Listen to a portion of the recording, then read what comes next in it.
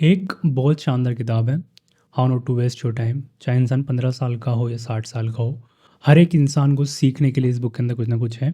क्योंकि हर कोई अपना टाइम वेस्ट कर रहा होता है किसी ना किसी वजह से। और कैसे वो टाइम वेस्ट करता है, दूसरी चीज़ उसको कैसे मिनिमाइज़ किया जा सकता है, अपने दिन को प्रोडक्टिव कैसे बनाया जा सकता है। जो वेस्ट टाइम है ना, वो कहीं लेके नहीं जाता है। पर उस जो टाइम वेस्ट हो रहा है उसको आप अच्छी चीज़ों के अंदर इस्तेमाल कर सकते हो। उसी के ऊपर पूरी बुक है। और बड़ी बुक है, पर मैंने इसको 30-40 मिनट के एक छोटी समराइज़ करके लिखा हुआ है। तो मैं आप लोगों को सुनाता हूँ। पूरी बुक पढ़ने से अच्छा आप ये समरी सुन लो तो भी आपका 80% काम हो जाएगा। फ़्लो में अपन पढ़ेंगे इसको और कुछ चीज़ें समझते हुए चलेंगे। अगर आपका कुछ डाउट है तो आप कमेंट करके उसको बता सकते हैं, पूछ सकते हैं, मैं रिप्लाई कर दूँगा। तो समरी स्टार्ट करते हैं। आज हम बात करने वाले हैं how to stop wasting time book के बारे में। सोचो ज़रा, आपके कमरे में पढ़ाई हो रही है, कोई ज़रूरी काम कर रहे हो, टेबल पर किताबें खुली हुई है, नोट्स बने हुए हैं और आप पूरे जोश के साथ लिख रहे हो। तभी अचानक फ़ोन टिंग करता है। आप सोचते हो चलो एक बार नोटिफिकेशन देख लेते हैं, लेकिन वहीं से कहानी बदल जाती है। एक नोटिफिकेशन से शुरू होकर आप इंस्टाग्राम या यूट्यूब पर पहुंच जाते हो, फिर रील्स, शॉर्ट्स, मीम्स के ऐसे चक्रव्यूह में फंस जाते हो कि आधे घंटे का तो पता ही नहीं पड़ता। और कभी कभी एक आध घंटा भी निकल जाता है और बाद में गिल्ट होता है कि यार इतना टाइम वेस्ट कर दिया। यही है डिस्ट्रक्शन का खेल। और अगर आप इसे कंट्रोल ना किए करें तो ये हमारी लाइफ को बर्बाद कर देगा। असल में डिस्ट्रैक्शन एक इनविजिबल थीफ की तरह है जो चुपके से आता है, आपके गोल्स और फोकस को खा जाता है और आपको पता भी नहीं चलता आप आपके कितना वक्त खोया। अब सवाल ये है कि हम इसे पूरी तरह से बच सकते हैं या नहीं। शायद नहीं बच सकते हैं, लेकिन इन्हें लिमिट ज़रूर कर सकते हैं। जैसा घर के दरवाजे पर ताला लगाने से चोर अंदर नहीं आता, वैसे ही दिमाग के दरवाज़ों पर ताला लगाना ज़रूरी है ताकि बेवजह की नोटिफिकेशन, सोशल मीडिया, मल्टीटास्किंग आपके अंदर ना घुस पाए। सोचो, हम सोशल मीडिया पर होते हैं तो हमारा दिमाग एक छोटा सा डोपामीन को एक्सप्लोजन के द्वारा निकालता है। हर नया लाइक, हर नया कमेंट, हर नया व्यू, हर नया वीडियो हमें एक्साइटमेंट देता है। लेकिन ये एक्साइटमेंट असली नहीं होती। ये बस थोड़े देर के लिए होती है और फिर उसी एक्साइटमेंट को बार बार ढूंढते रहते हैं। नतीजा ये है कि हम अपनी अपनी असली गोल से भटक जाते हैं। जैसे अगर किसी एग्ज़ाम की तैयारी करनी है तो वह 2 घंटा किताब पढ़ने की जगह आधा दिन मोबाइल पर स्क्रॉल करने में निकल जाता है। अब बात करते हैं मल्टीटास्किंग की। आपको लगता होगा कि मल्टीटास्किंग से काम ज़्यादा और जल्दी हो जाता है। जैसे कोई सोचता है कि चलो पढ़ाई भी कर लूँ और साथ में दोस्त के साथ चैट भी कर लूँ। लेकिन सच्चाई ये है कि मल्टीटास्किंग एफिशिएंसी कम कर देता है। हमारा दिमाग एक वक्त पर सिर्फ एक काम पर पूरी तरह से फोकस कर सकता है। जब हम बार बार काम बदलते हैं तो दिमाग की एनर्जी जल्दी खर्च हो जाती है और हम थक जाते हैं। इसका मतलब ये हुआ कि मल्टीटास्किंग से ना पढ़ाई ढंग से होती है ना चैट। अब ज़रा कल्पना कीजिए, अगर डिस्ट्रैक्शन ना हो तो कैसा होगा। आप सुबह उठो, फ़ोन हाथ में लिया और सिर्फ काम से जुड़ी चीज़ें देखो। कोई नोटिफिकेशन नहीं, कोई अननेसेसरी स्क्रॉल नहीं। आप बैठकर 2 घंटा पढ़ाई करो और पूरा कंटेंट क्लियर हो। जब आप बिना डिस्ट्रैक्शन के काम करते हो तो आपका दिमाग एक लेज़र की तरह काम करता है। जब आप एक जगह पर फोकस करते हो तो लोहे को भी काट सकते हो। वैसे ही आपका दिमाग आपके गोल्स को अचीव करने में पावरफुल हो जाता है। लेकिन ऑडियंस, यहाँ एक मज़ेदार ट्विस्ट है। डिस्ट्रैक्शन को कंट्रोल करना सुनने में आसान है, लेकिन प्रैक्टिकली बहुत ज़्यादा मुश्किल है, क्योंकि हम खुद इन डिस्ट्रैक्शन को इनवाइट करते हैं। हमने खुद ही सारे ऐप्स के नोटिफिकेशन को परमिशन दी हुई है कि वो हमें आकर डिस्टर्ब करें। हमने मतलब थीफ को हमने खुद ही घर बुलाया है। तो पहला कदम यही होना चाहिए कि अननेसेसरी नोटिफिकेशन को बंद करो।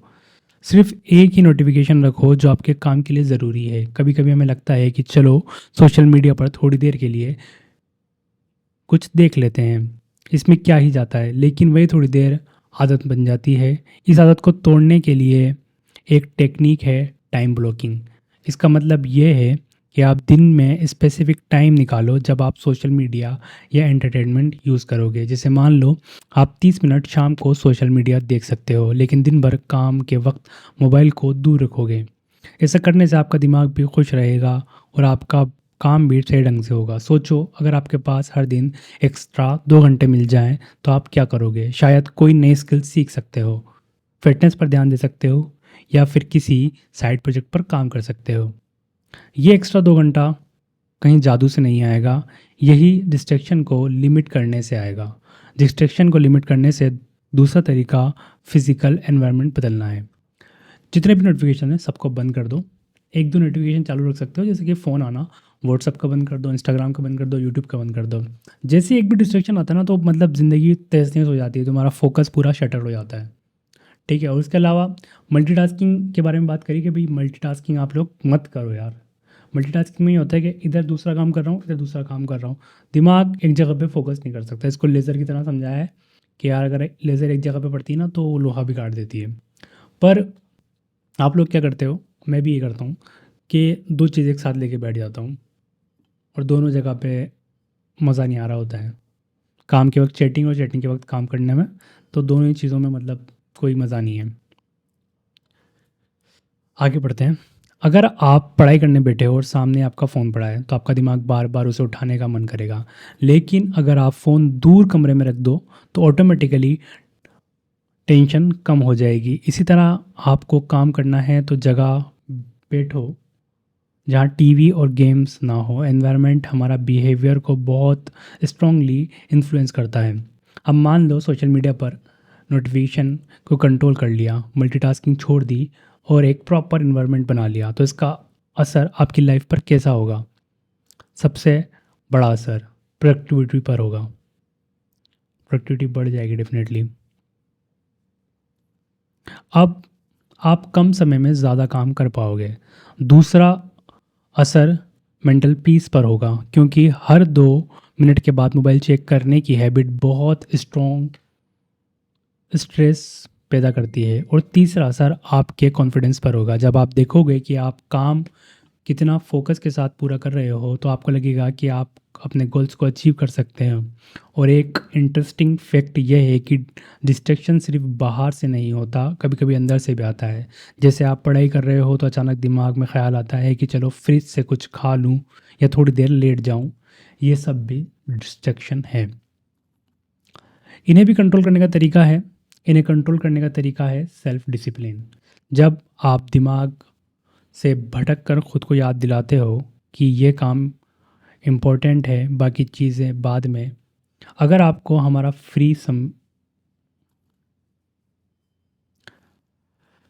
अगर आपको अच्छी लग रही है समरी, तो आप चैनल सब्सक्राइब कर सकते हो। अगर आप अपने डिस्ट्रैक्शन पर काबू पा लेते हो तो ज़िंदगी कितनी स्मूथ हो जाएगी।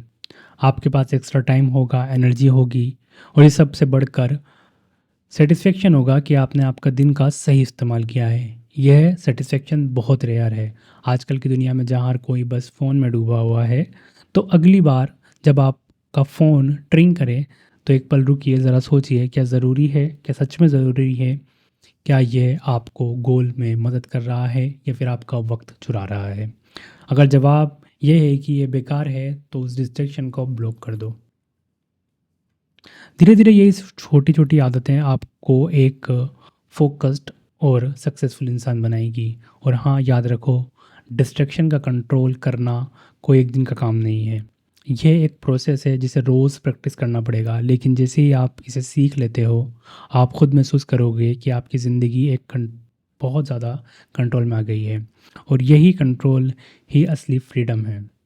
अब ज़रा सोचिए कि कौन सी छोटी सी डिस्ट्रैक्शन आज आप लिमिट करने वाले हो। फ़ोन की बेवजह स्क्रॉलिंग या नोटिफिकेशन का टिंग टिंग करना, या फिर मल्टीटास्किंग का जो ट्रैप है उसे ख़त्म करने वाले हो। आज केवल एक ही कदम उठाओ जो जितना ज़रूरी है। आप डिस्ट्रैक्शन को लिमिट करना सीखोगे, उतना ही जल्दी आपकी लाइफ डायरेक्शन में चलना शुरू होगी। मान लो आपके सामने एक दिन ढेर सारा काम पड़ा है।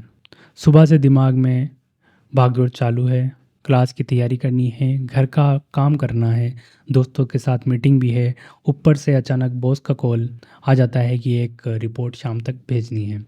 ऐसे समय पर सबसे बड़ा सवाल यही होता है कि सबसे पहले किस काम को करो और कौन सा काम बाद में कर सकते हो।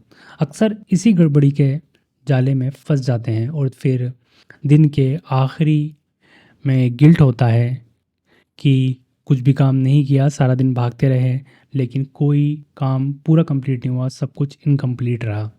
यही प्रायोरिटीज़ की ताकत है।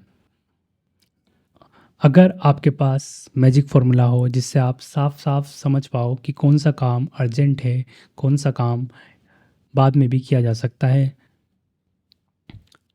तो यही मैजिक फार्मूला आइजनहावर हावर मैट्रिक्स है। इसे डिवाइड आइजनहावर, जो अमेरिका के राष्ट्रपति के बड़े मल्टी लीडर रहे, उन्हें पॉपुलर किया। वो कहते थे कि most thing which are urgent are noted and most things which are not urgent. मतलब अक्सर जिन चीज़ों के ऊपर अक्सर जिन चीज़ों को बहुत ज़रूरी मानकर भागते रहते हैं वो असल में उतनी ज़रूरी होती नहीं है, और जो चीज़ें हमारी ज़िंदगी में सच में बेहतर बना सकती है उन्हें हम टालते रहते हैं क्योंकि वह अर्जेंट नहीं लगती। अब दोस्तों ज़रा इसको एग्ज़ामिन करो। एक सिंपल सा स्क्वायर होता है जिसमें 4 हिस्सों में बांटा जाता है। ऊपर की लाइन में अर्जेंट और नॉन अर्जेंट लिख देते हैं, और साइड वाली लाइन में इम्पोर्टेंट और नॉट इम्पोर्टेंट लिख देते हैं। अब इस काम को 4 कैटेगरीज में फिट हो जाता है। मतलब एक स्क्वायर बनाओ, ऊपर अर्जेंट, नॉट अर्जेंट, और साइड में इम्पोर्टेंट और नॉट इम्पोर्टेंट, ये लिख दो। ठीक है। अगर क्लाइंट की डिटेलिंग आज है तो वह काम किस कैटेगरी में आएगा? इन कामों को आप तुरंत करना ही पड़ेगा क्योंकि यह डायरेक्टर आपके गोल्स और रिस्पॉन्सिबिलिटीज़ से जुड़े होते हैं। दूसरा हिस्सा इम्पोर्टेंट है लेकिन अर्जेंट नहीं। यहाँ आता है असली गेम। वे काम जो आपके फ्यूचर को शेप करते हैं, आपकी ग्रोथ को बढ़ाते हैं, जैसे कोई नई स्किल सीखना, हेल्थ पर ध्यान देना, किताब पढ़ना या लॉन्ग टर्म प्रोजेक्ट पर काम करना। ये उतना अर्जेंट नहीं होता है, इसलिए हम इन्हें टालते रहते हैं, लेकिन असल में यही काम आपकी ज़िंदगी को ऊपर उठाते हैं। अगर आप इन्हें प्रायोरिटीज़ नहीं देते तो आपकी ग्रोथ नहीं होगी। अब तीसरा हिस्सा अर्जेंट है लेकिन इम्पोर्टेंट नहीं है। यह ट्रिक जोन है। इसमें वो काम आता है जो आपको अभी तुरंत करने लगते हैं लेकिन असल में आपके गोल्स के लिए ज़रूरी नहीं होते, जैसे कि बेवजह फ़ोन उठाना, अचानक आने वाली ईमेल का रिप्लाई करना या किसी एक छोटे मोटे काम को करना। ये अर्जेंट तो लगते हैं, लेकिन अगर आप इन पर बहुत समय खर्च करना है तो आप पीछे रह जाओगे। आपके इम्पोर्टेंट काम पीछे रह जाएंगे। ऐसे कामों को या तो किसी और को सौंप देना चाहिए या डेलीगेट करना चाहिए या जल्दी निपटा देना चाहिए।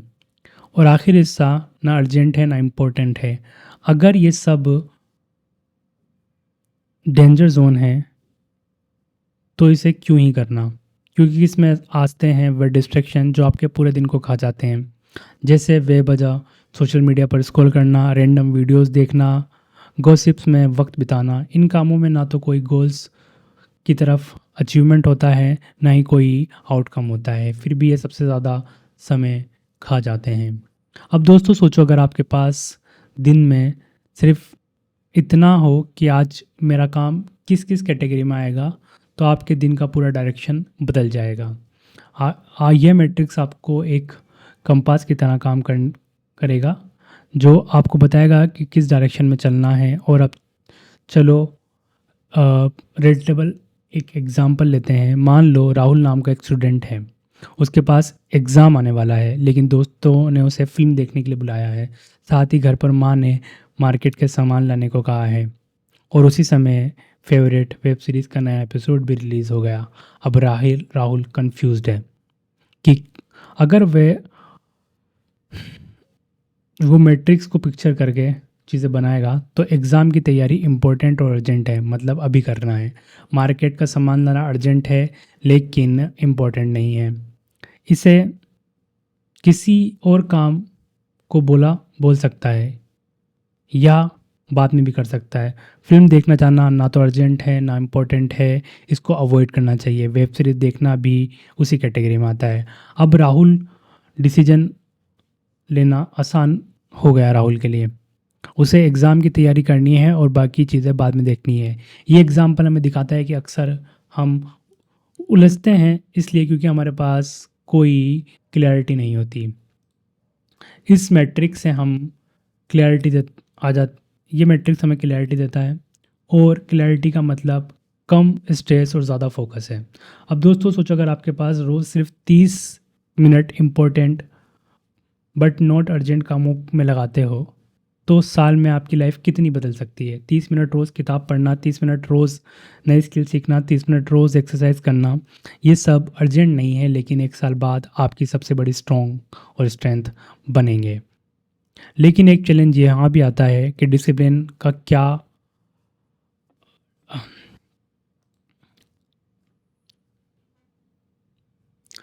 लेकिन एक चैलेंज यहाँ आता है डिसिप्लिन का, क्योंकि अर्जेंट काम हमें ज़ोर से खींचते हैं। जैसे फ़ोन रिंग या अचानक से मैसेज आया, आप तुरंत अट्रैक्ट हो जाते हो। वहीं इम्पोर्टेंट काम शांत होते हैं, वह आपको पुश नहीं करते, इसलिए हम खुद तय नहीं कर पाते या फिर हमें खुद तय करना होता है कि प्रायोरिटी किसे देनी है।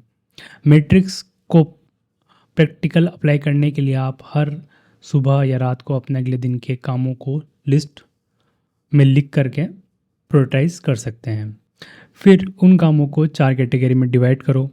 इससे अपना दिमाग साफ हो जाएगा कि आप बिना कंफ्यूज करें काम शुरू कर दोगे नेक्स्ट दिन। मान लो एक वर्किंग प्रोफेशनल के पास ये काम आता है, एक बॉस का प्रोजेक्शन भेजना, 2 हेल्थ चेकअप करवाना है, 3 बर्थडे पार्टी अटेंड करना है, 4 सोशल मीडिया पर ट्रेंडिंग रील्स देखना है, 5 अपने ऑफिस के पेपर वर्क पूरा करना है। अब मैट्रिक्स में डालते हैं बॉस के प्रोजेक्शन भेजना, अर्जेंट हेल्थ चेकअप करवाना और दोस्तों की बर्थडे पार्टी में जाना। अब ये सारे कामों को आप जब प्रायोरिटाइज़ करोगे तो आपको समझ में आ जाएगा कि कौन सा काम पहले करना है, कौन सा काम बाद में करना है। असल में जो काम आपका वक्त असल में आपने आपका वक्त अर्जेंट बट नॉट इम्पोर्टेंट और नॉट अर्जेंट कामों में खर्च कर दिया। लेकिन आप मैट्रिक्स से काम चुनते हो हर रात को तो सेटिस्फेक्शन मिलता है। आज आपने ये सच में मीनिंगफुल काम किए। आखिर में मैट्रिक्स सिर्फ कामों की सॉर्टिंग नहीं है, ये माइंडसेट शिफ्ट है। ये आपको सिखाता है कि काम बराबर नहीं होता, हमें अपनी एनर्जी वहीं लगानी चाहिए जहाँ उसका सबसे बड़ा रिटर्न मिलेगा। और यही स्मार्ट फ़र्क है। तो अगली बार जब आपके पास ढेर सारा काम आए तो कंफ्यूज मत होना, यहाँ से शुरू करना, कागज़ निकालो, मैट्रिक्स बनाओ, उस काम को उस मैट्रिक्स के अंदर डालो। आप देखोगे कि आपका दिमाग इंस्टेंटली हल्का हो गया है, आपको साफ नज़र आ रहा है कि आपको क्या करना है। तो अब सवाल ये है कि आप कौन सा काम मैट्रिक्स में डालकर क्लियर करेंगे। क्या आप अपना वक्त सोशल मीडिया पर बर्बाद करेंगे या किसी ऐसे काम में लगाकर जो आपकी ज़िंदगी बदल सकता है। चुनाव आपका है। ज़रा सोचिए, आप पढ़ाई करने बैठे हो, प्रोजेक्ट पूरा करना है, किताब सामने है, लैपटॉप खुला हुआ है, आप पूरा जोश से शुरू करते हो। पहले 5-10 मिनट तो मज़े से निकल जाते हैं, लेकिन फिर अचानक से दिमाग इधर उधर भागने लगता है। कभी फ़ोन उठाने का मन करता है, कभी पानी पीने का, कभी याद आता है कि कोई काम अभी पेंडिंग है। नतीजा ये होता है कि आधा घंटा बैठने के बाद भी असली काम पूरा नहीं होता। अब ऐसा होता है क्योंकि हमारा दिमाग लंबे समय तक बिना रुके फोकस नहीं कर पाता। और यही काम आता है एक जादुई टेक्निक, एक मेथड जिसे पोमोडोरो कहते हैं। पोमोडोरो मेथड एक सिंपल लेकिन बहुत इफ़ेक्टिव तरीका है जो हमें डिसिप्लिन और फोकस के साथ काम करना सिखाते हैं। हमारा इसका फॉर्मूला बहुत आसान है। आप 25 से 50 मिनट तक पूरी तरह फोकस काम करके और फिर 5-10 मिनट का एक छोटा सा ब्रेक लो। ऐसे 4 सेशन आपके पूरे लंबे समय के काम को बहुत आसान बना सकते हैं। 5-10 मिनट का ब्रेक, 25 मिनट का फोकस्ड वर्क। यही साइकिल आपको न सिर्फ प्रोडक्टिव बनाता है बल्कि दिमाग को फ्रेश भी रखता है। अब ज़रा सोचो कि आप जब एग्ज़ाम के लिए रात में पढ़ाई करते हो तो कितना थका देने वाला अनुभव रहता है। 1-2 घंटे बाद दिमाग सुन हो जाता है, नींद आने लगती है और कुछ भी याद नहीं रहता। लेकिन जब आप बीच-बीच में एक छोटा ब्रेक्स लेते हो तो दिमाग रिचार्ज हो जाता है। ऐसा होता है। इतना बड़ा एक ब्लॉक लो टाइम का, यानी कि 30 मिनट, 35 मिनट या 1 घंटा, और उसके बाद 5-10 मिनट का एक ब्रेक ले लो। कंटिन्यूअस काम करोगे तो आपका दिमाग कंटिन्यूअस उसमें उसके पास कोई बफर नहीं रहेगा दूसरी थॉट्स के लिए। तो एक बफर क्रिएट करने के लिए आप 5-10 मिनट का ब्रेक ले सकते हो। लेकिन जब आप बीच-बीच में छोटे-छोटे ब्रेक्स लेते हो तो आपका दिमाग रिचार्ज होता है और कंसंट्रेशन ऑटोमेटिकली बढ़ जाती है। पोमोडोरो मेथड इसी प्रिंसिपल पर काम करता है। इसका नाम सुनकर आप थोड़ा बहुत अजीब लग सकता है। पोमोडोरो का मतलब टमाटर है। दरअसल इसके इन्वेंटर फ्रांचेस्को चिरला ने जब टेक्निक बताई तो वह एक टमाटो शेड किचन टाइमर इस्तेमाल करते थे। इसीलिए इसका नाम पोमोडोरो मेथड बना। लेकिन मज़ेदार बात यह है, ये एक छोटा सा टमाटो आज दुनिया भर के स्टूडेंट को, प्रोफेशनल को प्रोडक्टिव का सीक्रेट बन चुका है। क्या आपने नोटिस किया है, जब आप 25 से 30 मिनट बिना डिस्ट्रैक्शन के काम करते हो तो अचानक फ्लो आ जाता है। फ्लो मतलब आप काम में इतना घुस जाते हो कि टाइम का पता ही नहीं चलता। पोमोडोरो मेथड आपको उसी फ्लो तक पहुंचाने में मदद करता है। मान लो एक स्टूडेंट हो और आपको 3 चैप्टर्स पढ़ने हैं। अगर आप बिना ब्रेक लगे पढ़ाई करोगे तो बीच में थक जाओगे। लेकिन अगर आप पोमोडोरो यूज़ करोगे तो पहले 25 मिनट तक सिर्फ पढ़ाई करोगे, 5 मिनट का ब्रेक लोगे, फिर 25 मिनट पढ़ाई करोगे और फिर ब्रेक। ऐसा करते करते ना तो आपका बोर्डम होगा और ना ही दिमाग ओवरलोड होगा। आपको सिर्फ पढ़ाई ही दिखेगी। यह मेथड हर काम करने वाले के काम में आता है, चाहे आप कोडिंग कर रहे हो, राइटिंग कर रहे हो या किसी प्रोजेक्शन की तैयारी कर रहे हो। यह हर फील्ड का फॉर्मूला फिट बैठता है क्योंकि यह दिमाग को नेचुरल फोकस स्पैन के साथ चलता है। दिमाग का एक नेचुरल फोकस स्पैन होता है जिसमें वो काम करता रहता है। जैसे कोई सी मशीन है, लेट्स सपोज 20 मिनट तक काम करेगी, उसके बाद उसको ठंडा होने के लिए कुछ टाइम की ज़रूरत पड़ेगी। अब दोस्तों, एक मज़ेदार फैक्ट के बारे में बात करते हैं। हमारा दिमाग की कंसंट्रेशन मसल की तरह है। जिसे आप हर मसल्स को एक्सरसाइज करके रेस्ट देना चाहिए, वैसे ही ब्रेन को भी ऐसा ही करना चाहिए। अगर आप लगातार दबाव डालोगे तो मसल टूट जाएगी। अब ब्रेन के बारे में आप और जानना चाहते हो तो मेरी दूसरी वीडियो है हाउ ह्यूमन ब्रेन वर्क्स, बहुत अच्छी वीडियो है, आप जाके देख सकते हो। वैसे ही ब्रेन थक जाता है, लेकिन अगर आप उसे प्रॉब्लम इंटरवल में काम करते हो, रेस्ट देते हो और कैपेसिटी में के अंदर रह करके काम करते हो तो पोमोडोरो, तो दिमाग की जो कंसंट्रेशन है और आपका जो ओवरऑल प्रोडक्टिव टाइम है वो बढ़ जाता है। पोमोडोरो यही बैलेंस बनाता है। अब इमेजिन करो कि आप पोमोडोरो मेथड यूज़ करके काम कर रहे हो। आपने टाइमर लगाया 25 मिनट का। उस दौरान आप खुद वादा करते हो कि कोई डिस्ट्रैक्शन नहीं, ना फ़ोन उठाना, ना व्हाट्सएप, ना यूट्यूब, बस एक काम। जैसे टाइमर बजता है आप उठते हो, थोड़ी देर वॉक करते हो, पानी पीते हो, बस आंखें बंद करके रिलैक्स कर लेते हो और फिर वापस आ जाते हो 25 मिनट का सेशन शुरू करने के लिए। अब सोचो, ऐसे 4 सेशन बाद आपकी काम की क्वालिटी और क्वांटिटी कितनी ज़्यादा बढ़ जाएगी। दोस्तों, आपने कभी नोटिस किया, जब आप बिना ब्रेक लिए लगातार काम करते हो तो आखिर में काम में क्वालिटी गिरने लगती है। और पोमोडोरो मेथड ऐसा है कि वो काम की क्वालिटी को गिरने नहीं देता। लेकिन यहाँ एक चैलेंज आता है डिसिप्लिन का। अक्सर ये होता है कि हम ब्रेक लेने के दौरान मोबाइल उठा लेते हैं और फिर स्क्रीन स्क्रॉल करना स्टार्ट कर देते हैं और एक लंबा समय बर्बाद कर देते हैं। याद रखो, पोमोडोरो ब्रेक सिर्फ एक छोटा सा ब्रेक है, रिफ़्रेशमेंट के लिए है, ना कोई डिस्ट्रैक्शन के लिए। और ब्रेक में फ़ोन यूज़ करने से दिमाग रिलैक्स नहीं होता, उल्टा थक जाता है। इसीलिए छोटे ब्रेक में हल्की वॉक, स्ट्रेचिंग या ब्रीथिंग एक्सरसाइज करना का अच्छा ऑप्शन है।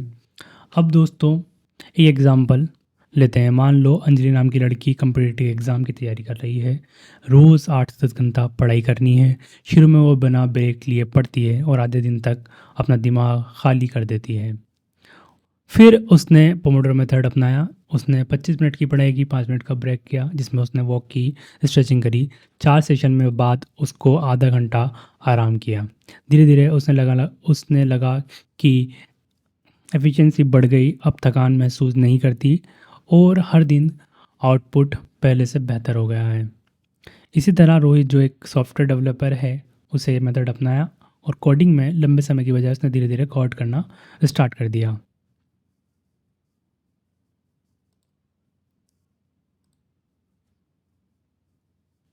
सोचो सर, आपका दिमाग शुरू होता है सुबह 8 बजे से। उठते ही आपके दिमाग में ख्यालों का बवंडर स्टार्ट हो जाता है। नाश्ता करना है, क्लास लेनी है, ऑफिस की मीटिंग है, शाम तक दोस्त का बर्थडे पार्टी में जाना है, बीच बीच में घर के काम भी आना। अब आप सोचते हो कि सब कर लेंगे, लेकिन दिन के आखिर तक पाते हो कि काम अधूरे रह गए। जिन कामों में सच में प्रायोरिटी देनी थी, उनको प्रायोरिटी नहीं दी।